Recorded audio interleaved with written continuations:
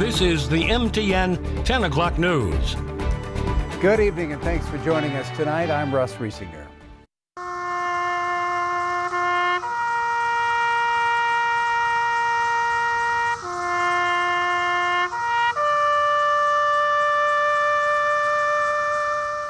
From small towns to big cities, millions of Americans joined together today to remember our fallen heroes. President Joe Biden, after laying a wreath at the tomb of the unknowns, called on Americans to honor their sacrifices and preserve democracy. Our troops have fought this battle on fields around the world, but also the battle of our time. And the mission falls to each of us, each and every day. Democracy itself is in peril, here at home and around the world. What we do now, how we honor the memory of the fallen, will determine whether or not democracy will long endure. Well, here at home, Memorial Day services were seen and heard throughout Billings today, the largest of which was held at Mount View Cemetery. Q2's Brandon Warren was there. On a day where countless lives are honored, hundreds showed up to pay their respects at Memorial Day services throughout the area. Ready, fire! Ready, fire! Ready, fire! The service at Mount View included a welcome from Billings Mayor Bill Cole and the keynote speaker, Dave Rye. Dave told stories and recounted his past while honoring the fallen, and towards the end of his speech, talked about those still with us. All the widows and widowers and children and relatives and loved ones of those heroes. The survivors were heroes as well, and they still are. The service also included 11 buglers playing taps.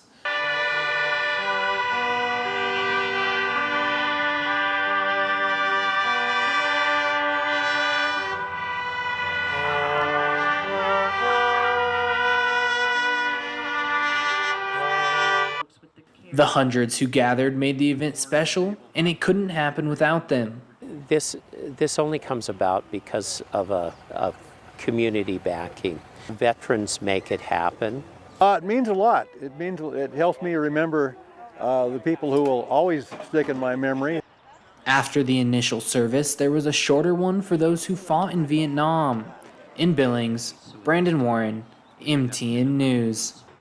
Other speakers included the military liaisons for Senators Daines and Tester. Well, the annual Memorial Day ceremony was also held today at Laurel Cemetery.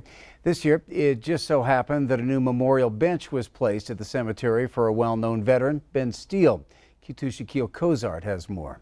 Members of the community gathered at the Laurel Cemetery on Memorial Day, as they do each year, to honor and remember our veterans. And at a separate and private ceremony shortly after, those community members also came together to honor and remember veteran and Bataan Death March survivor, Ben Steele.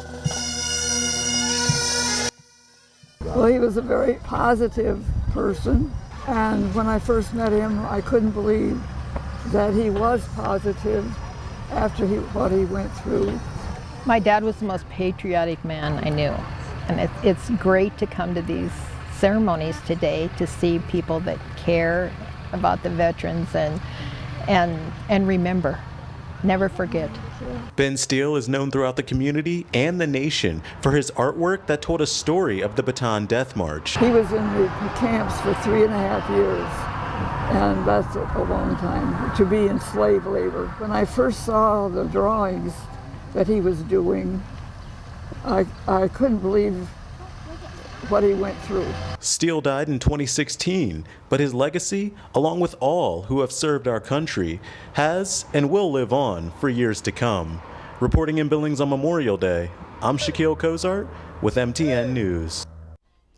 Butte's Memorial Day ceremony had plenty of sunshine, but it was missing its dedicated bugler, Pete Gotland, who died earlier this year.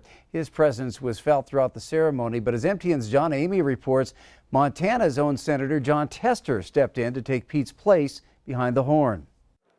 It was an unusually beautiful day in Butte for such a somber event, as many gathered here at Stodden Park to remember those who fell in battle this Memorial Day.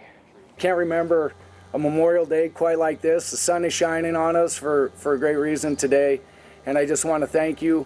Enjoy your weekend, but remember why we're all here. America, America, God shed His grace. The reason was to honor those who died while in the service of this nation. And several people spoke about the sacrifices they made in the name of freedom. District Judge Robert Whalen talked about a new veterans court that's starting in Butte to help those who survived their service but need help getting their lives back together. Perhaps the best way to honor the memory of those who died in service to our country is to serve the men and women who return. In the words of Jennifer Granholm, we honor the dead best by treating the living well. Senator John Tester paid tribute to Butte World War II veteran Pete Gotland, who died in January, by playing taps during the ceremony. This was something Gotland did at every Memorial Day ceremony for decades.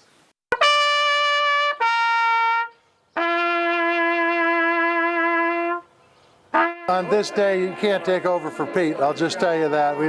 You try to fill his shoes, but he's legendary when it comes to taps.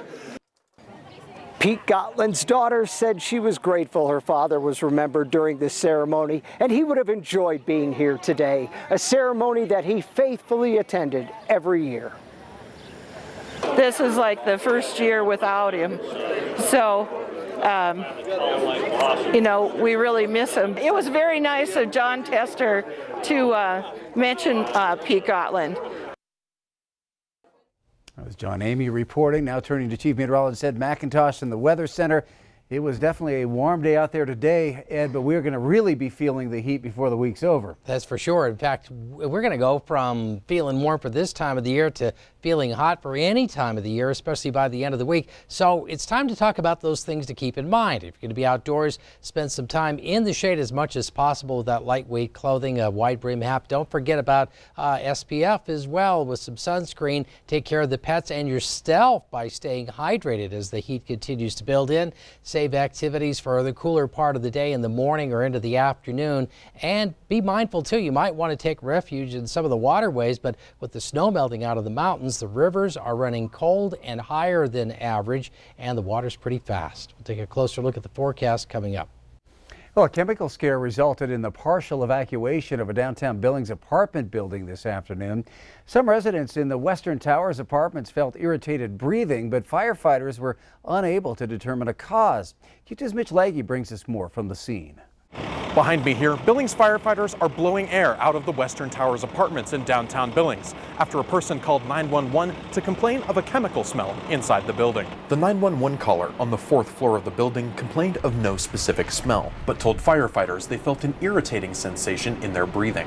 Billings Fire Battalion Chief Jason Lyon said about 5 others experienced the irritation. However, no one was transported to the hospital. Some residents in the building chose to evacuate, while others stayed inside their apartments and sheltered in place. Firefighters arrived to the building around 3 p.m. Monday, and 9 of them put on hazmat gear to investigate. After about 2 hours, firefighters found no toxic gases inside the apartment building. Out of an abundance of caution, firefighters brought fans into the building to ventilate and hopefully clear out what may have caused the people's breathing problems. Lyon said crews worked 1 floor at a time from the bottom up. Evacuated people were allowed back inside once their floor was ventilated. In Billings, Mitch Laggy, MTN News. Still to come on the MTN 10 o'clock news here on Q2, we'll rewind a century and look back at one of the most violent racial attacks in American history. And then in sports, one Montana athlete takes a page out of The Natural as she is now heading off to college for a sport that she just picked up. Her story coming up in just